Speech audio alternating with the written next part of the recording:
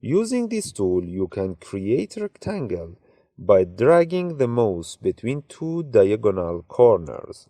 Using the Shift key while dragging the mouse creates a square, and using Alt key while dragging draws the rectangle from center. Another way of drawing a rectangle is to select the rectangle tool and click on the position you want to draw. Create Rectangle window appears. You can set the units and type the exact width and heights of the rectangle. Also, you can check from center to set your click point as the center of the rectangle.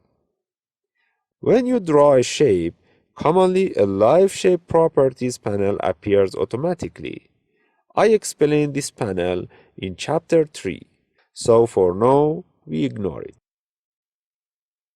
The Rectangle tool provides the following options by clicking the gear icon to open the drop-down. By default, it is set to unconstrained, so you can draw your rectangles freely. If you change it to a square, the Rectangle tool draws squares only.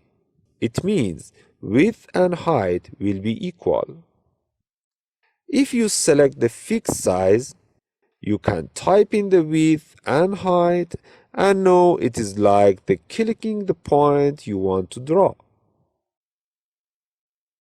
By selecting proportional, you can define a specific proportion of width and height to draw rectangles. For example, 3 by 4. And the last option that you can select or not is from center, to draw your rectangle from the center. After you draw a rectangle, you can change the fill and stroke colors. That is the subject of the next video.